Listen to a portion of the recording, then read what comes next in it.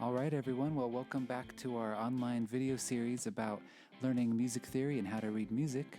So in today's lesson, we're going to learn about what is a rest, what rests are, and how they work in music. Okay, so this lesson is going to be about rests. So rests are an important aspect of music. The part of music that we're usually aware of is the sound, or the notes in music, but the rests are equally as important. And so what the rests do is they give us a chance to have a period of quiet or silence in between the sounds.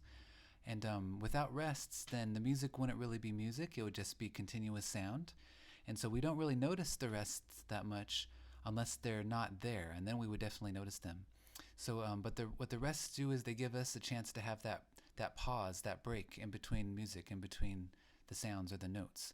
And so let's just listen and take a look at these different kinds of rests.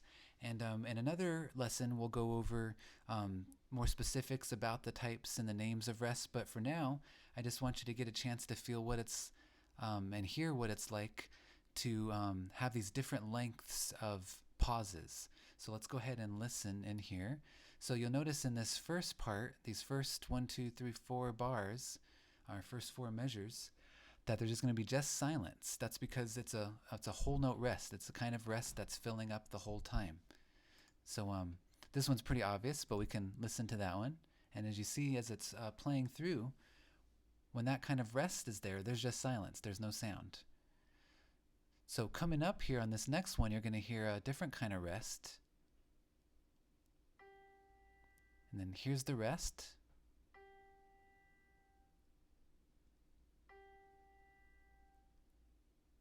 So you can hear that rest was shorter. There was a shorter period of silence because there was a note in between. So let's listen to that type of rest one more time so we can kind of hear how long that period of silence is. It's kind of interesting, huh? Because you're listening to the silence, not something we're used to doing. And so then in the next one, now there's going to be 2 rests in here, and see if you can listen how these rests are a little bit shorter. The periods of silence are a bit shorter.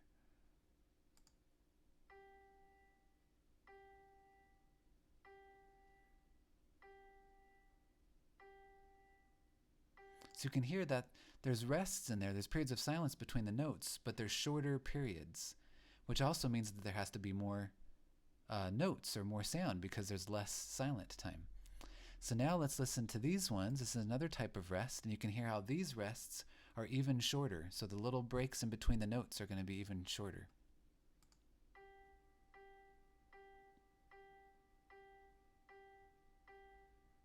So you can hear the periods in between when there's not a sound, when there's not a note. It's kind of short. It's quite short in there, but it is there. So see if you can hear that again. Rest, rest, rest. And so here is the shortest, at least for our purposes, the shortest kind of rest, most common, one of the common shortest type of rests. And you can hear how this one's really short. So you're going to hear a lot of notes and only some short bits of rests. So let's listen on this one. Rest, rest, rest. So you can hear in that one, the time when there's no sound, it's pretty small. And so that's how you know that it's a rest and that it's that short type of rest, a very short amount of sound. And so if we look here up at this measure, we can see that the notes are the ones that have the stems, those lines coming up and down, and with the little balloons, sometimes filled in, sometimes not filled in balloons. That's one way of thinking of it, anyway, of visualizing it.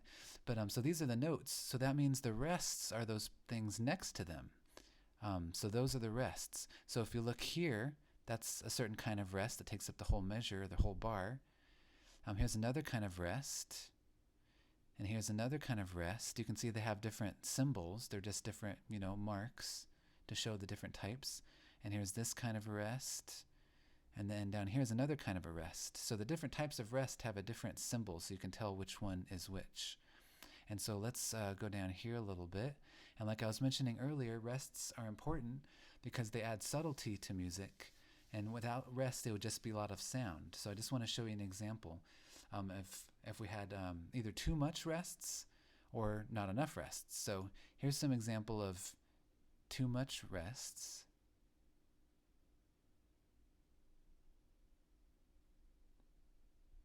Okay, so I think that's pretty clear. With too many rests and no notes, there's just silence.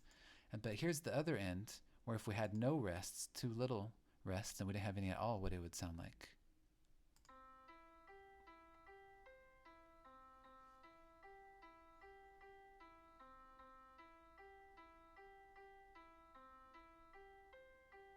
You kind of get the idea. It just keeps on and on, just sound keeps going and going.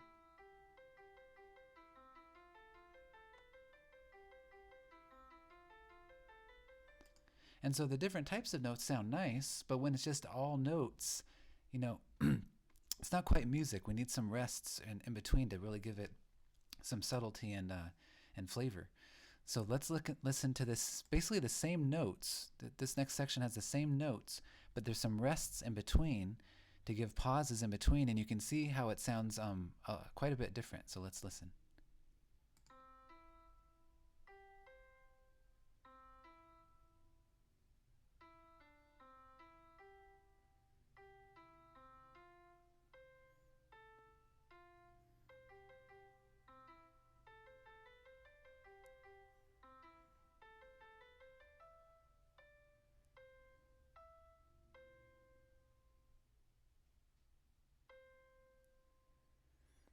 So you can hear that one had the same notes in it, but when some of those notes were taken out and we put rests in between instead of the notes, it really changed the sound of the music. Really changed it to a whole different feel. And so that's what rests can do, and that's why they're so important. All right, everyone. Well, I hope you enjoyed this video.